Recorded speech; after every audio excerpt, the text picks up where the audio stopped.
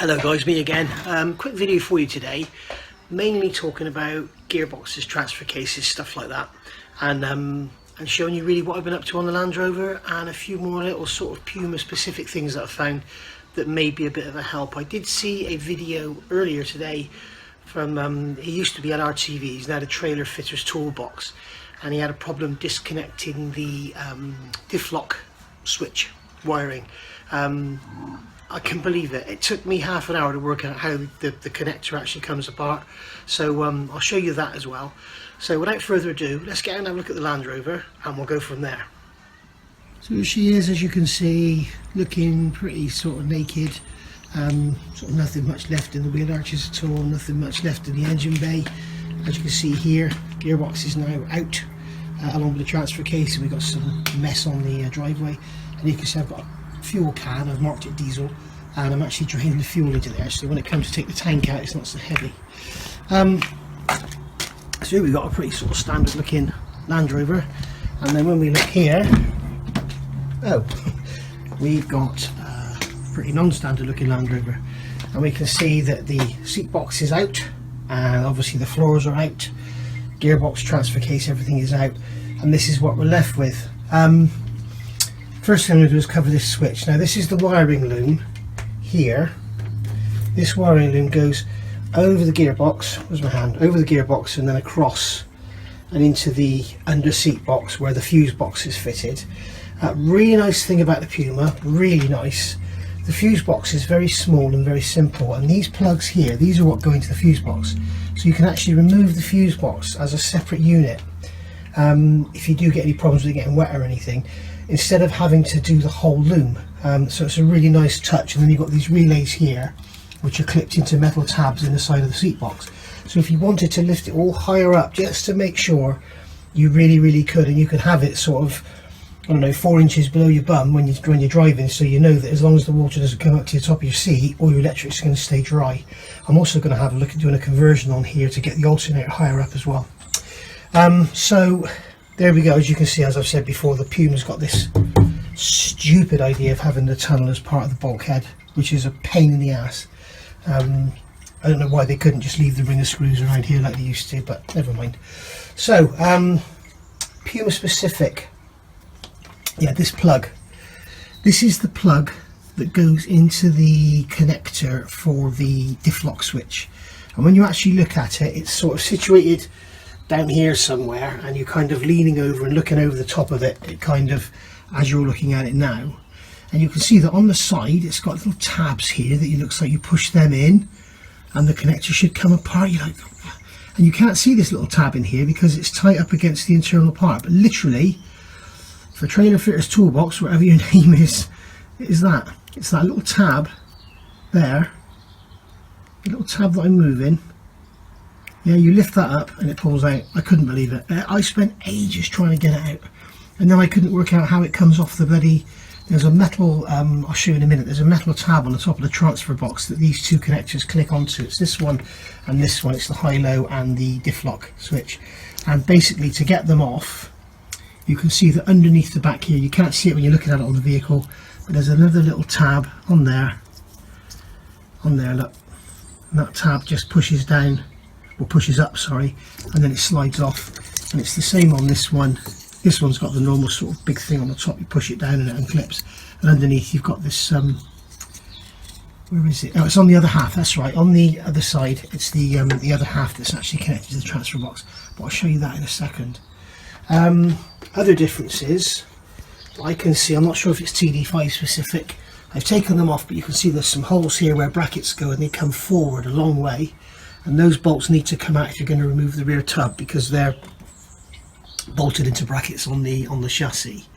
And as you can see, I'm not sure if it's the same with the TD5, the brackets for the rear A-frame are actually welded onto the chassis rather than bolt on. I hadn't noticed that before. I did notice before, I did mention before, I'm going to tell you again, if you've got one of these, the gearbox cross member is bolted to the chassis before paint. So you can see we've got bare metal there, and even though you can see there's wax all running all down there that I put in when it was brand new, you can see it's still rusted. So they've basically bolted the cross member in and then painted the chassis, so there's no paint where the actual cross member. It'll be the same on this side. If I can get the camera in there. No, I don't want to know. But it's funny, the fuel is literally just trickling out. But I'm happy with that. So yeah, another thing that's worth noticing, we're checking on yours, this strip, this self-adhesive strip, should go along here to seal the seat box in. As you can see, it's so low here it's hardly doing anything, and then when we go over the other side you can see it's literally doing nothing at all. So I've also found I've had a water leak here with dirt coming in, and it looks like it's in the very corner where it's coming in, so that's handy to know. I know I've always had problems with a little bit of moisture in this tray when it rained heavily, and I drove, sorry. So there we go, that's about that, guys. There's various earth straps and stuff all over the place which you need to take care of, and again, you've got all this bracketry. I'm sure this is standard from TD5, but yeah, so as we can see, the chassis rust is sort of, I've called it in time. I think I'm just going to wire brush all this back with a grinder and then give it a good coat of paint. There's nothing that's actually corroded through, luckily. So yeah, we've got our stickers here, you can see still on there. GKN, yeah, well done, you did a great job making these chassis, really good quality workmanship. Not. So there we go, so let's have a look at this transfer box and gearbox. Just before we go in the garage, guys, I'm going to show you this bumper. Look, Liam on Tierspec TV just mentioned about his bumper being in a state. This is the original bumper off the vehicle. Look at it, look at how bad it is. Look, it's like, it's just absolutely rotten. I can't actually break that away, but I can pull quite huge chunks of it off. See on the floor, you go, look, that piece there in my hand, it's just returning to earth. So there we go. And another note is on the diffs, on the pumpkins. Damien over at Land Rover Defender 90 or Defender 90 Orkney, we always talk about pumpkins, and this is what I'm talking about now. This here, this is the diff pumpkin. You can see it from the front there. That is actually made of something like 16 gauge steel, so it's about 1.5, it may be 2 millimeters thick. It's very, very soft, and you can see this bulge here. Where my finger? You see this bulge here in the center? That is where your crown wheel is. So if you happen to knock a rock onto that part and it hits the crown wheel, at best the crown wheel is going to wear a hole in your diff cover and you're going to lose all your oil. At worst, it's going to smack a tooth off your crown wheel. So, you know, it could ruin your day. So I'm going to be getting the Gwyn Lewis weld-on diff pans to replace these, and I'm going to do a complete video how to cut it off with a plasma cutter and everything, clean it all up, and then weld the Gwyn Lewis diff pans on. I'm also getting all the sumo bars from as well. I'll do a how-to on those as well for you guys. So that's all going to get ordered later today. So that's that. So let's get into the garage, and we'll have a look at the prop shafts here. Look, and they've got the these are the side sills from under the doors. It all needs to be cleaned up and painted and everything. So here we go. On this trolley we've got our MT82 transmission, and then down there below we've got our transfer box. And interestingly enough, this is my 5-litre Mustang. It has the same gearbox. Now they're both MT82s, but they have different casings. Obviously you've got a different bell housing pattern on the back of the engine, and then obviously the Mustang doesn't have this plate on the back. But I was thinking, if somebody wanted to put a Mustang V8 in a Land Rover, I'm wondering if you could use this part of the casing from the Mustang, so it bolts to the engine, and then these two bits will bolt onto the back of the Mustang casing. I think the internals will all be the same. Obviously the ratios are different. There's quite a difference in the ratios actually. This has like a 0.79 sixth gear ratio. They're both 1:1 in fifth. The Mustang is about 0.61. So, and also it's about 3.5 to 1 in the Mustang, and this is about 5.5 to 1 in first. So yeah, you'd need to be changing your ratios, I think, or your V8 would be screaming. So there we go. We've got the well, obviously you've got your diffs to consider and your wheel size and everything as well, but I think it works out pretty unfavourably. This is the transfer box, and this is the bracket on the top that I'm talking about now. When you look inside, you take your cover off your box, your seat box, you can see down the side. This is the bracket that these two connectors are clipped to, and you can see here this one is actually clipped on. Where am I? This one's clipped on here. There's a tab underneath there. Pull that tab up and it will just slide off. and this is the one I'm talking about. It goes into there here, and it is an absolute nightmare. You can't see it because the tab is actually hidden by this square plastic lump on the top there, if you can see it. So yeah, real pig to get apart until you realise that little tab, so you just flick it up and off it comes. So what we're going to talk about today is this. This is the famous MT82 output shaft, and as you can see, this one looks quite clean. This has done 16,000 miles. It's 2011, so it's 9 years old, and I don't know if the camera's going to pick it up, but inside there you can see this line going all the way around. I have a line of oil sprayed around the inside, and on the bottom of the gearbox we can see down here around this drain hole, we can see we've got some moisture. So I instantly thought I had an oil leak, but there's no signs of any oil leak from where the output shaft goes into the transfer box, and there's no signs of any oil in the base coming out of the gearbox. So the oil must be coming from there. So it could be that mine has actually been lubricated. Now, if you look on the forums on the net, there's much talk about these things giving problems, and they do pack up, and it seems that some last 250,000 miles and some last 5,000 miles, so God only knows what's going on. But basically all this looks quite clean. As I say, got this ring of oil, but I was expecting to see a lot of brown rust, dust and everything, and there isn't any. What I have got, which was a bit disconcerting, was some rusty bolts. Now, bearing in mind this hasn't ever been waded in water or anything. It's been through a few puddles, and that's about it. And also the dowels, you can see here, dowels very rusty, but even down inside the aluminium, if you see there, still rusty. So what we'll do now is we're going to take this apart live on camera for you. I've never done this before. What I'm expecting to see in here, what is unusual, I don't seem to have any radial play in it. It's got a lot of rock side to side, and I think this is the same issue as we have on our drive flanges on the axles. The fact they put it together dry, so the splines are fretting. And you must also remember, guys, for those people who aren't so experienced and the younger viewers amongst us, the torque here is a hell of a lot higher than the torque at the front. So people are obviously going to say, well, the clutch is dry, that doesn't wear the spline. I'll give you an example. Fiat Cinquecento, if you remember those little Fiat 500 little boxy square hatchback thing, they were like 55 horsepower. You could double them to 100 horsepower with a turbo kit. They used to lower the compression by using 3 head gaskets. Yes, believe it or not, they did.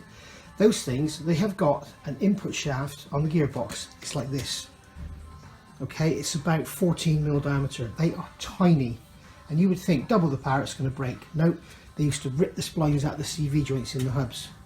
So that's what I'm saying. After all the multiplication of all the gears and the diff and everything, I know the diff's after this, but this spline is under a hell of a lot of load, especially when you're towing and banging between gears and stuff. So that's why they wear out. Let's get it apart and have a look. Okay, first thing to do on here is take these ring of bolts out, and there's a ring of bolts around here. There's 10 bolts. There's just sort of some of them are a bit rusty, and then tap this off. Now I've already tapped this off because I didn't want to, it could have taken like 20 minutes to get off with these rusty dowels and everything. So I've already taken it off, I've cleaned up the dowels, so it should come off really quite easily. So just give it a gentle tap. You notice I'm using a plastic mallet or a nylon mallet, not steel. You will break these casings. So just a gentle tap all the way around, and there we go, it's come off. Yours won't come off as easy as that if it's the first time. But go very gentle, keep it even, keep it square, don't get it on an angle. These dowels, as I said earlier, you can see here, I've polished this one up, but they were quite rusty. You can see by the state of the end of it, the rust on there. So there we go. Now this is, as I say, I haven't touched any of this. This is all new to me. So what I'm going to do is cut this cable tie off. Yes, believe it or not, there is a cable tie in there. And then I believe this plastic comes off. Okay, so there's the plastic piece that holds this rubber seal in. And quite where they put a rubber seal on it when they didn't grease it, I don't know. But so that's going in there. And then this is just going to lift out. It's got a spring clip in it, so I'm assuming it will just lift out. he says. I wonder if I get a thin screwdriver in there and just give it a little bit of a lever to get over that clip. There we go.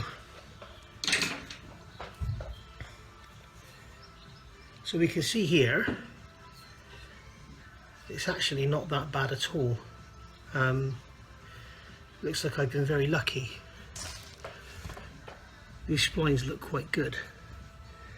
And it's greased, it's wet and shiny, it's not oily. And in case you don't know, as I've said all along, I bought this brand new in 2011. It's not been messed with, no one's had it apart before, only me. So there we go. So I'm going to get this cleaned up and have an inspect of it. Or give it an inspection, should I say, but everything's looking really good. It looks like it doesn't actually need replacing, although I'm a little bit concerned at all that play. I need to check and see if a new one is quite tight. Maybe someone can tell me in the comments below. But I'm looking at this and I can't really see any wear in those splines at all.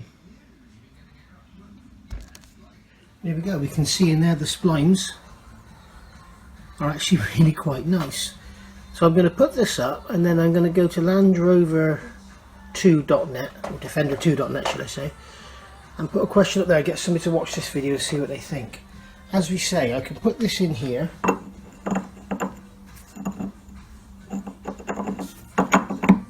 we go. And then I've got rock, so it moves side to side, but I've got no radial play at all. So it's strange. And also the other thing I'd like to know is what this is all about.